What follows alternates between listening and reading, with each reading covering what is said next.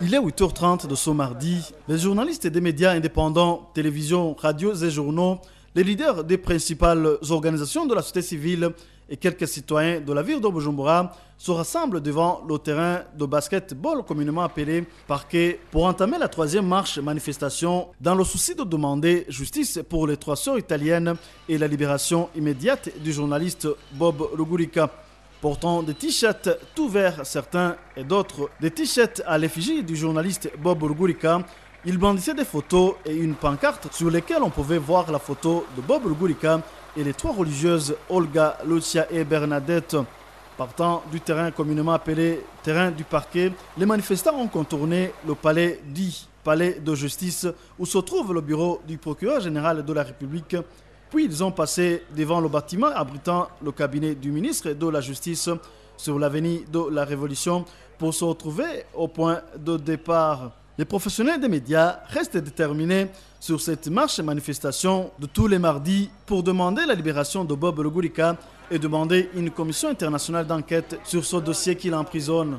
Tous les mardis, nous allons manifester pacifiquement pour la libération de notre collègue et directeur de la radio publique africaine, le journaliste Bob Rugurika, afin qu'il soit libéré. Nous estimons que Bob Rugurika n'a pas sa place en prison parce qu'il a contribué à faire une enquête pour trouver la vérité dans l'assassinat des 3 religieuses à Kamenge. C'est donc une marche manifestation qui se fera tous les mardis jusqu'à ce que notre confrère soit libéré. Mais nous avons également demandé une commission internationale d'enquête pour nous aider à trouver la vérité dans cette affaire. Cette marche manifestation, comme la précédente, n'a pas été encadrée par la police. Une situation plutôt positive pour le corps de sécurité, trouve Pierre Kavem-Bonima, président de la PRODH, qui était parmi les manifestants.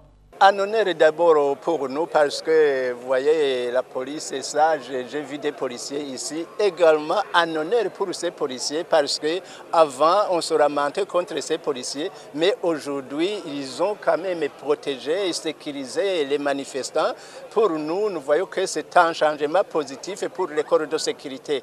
Même demain et après-demain, que ce soit la même chose.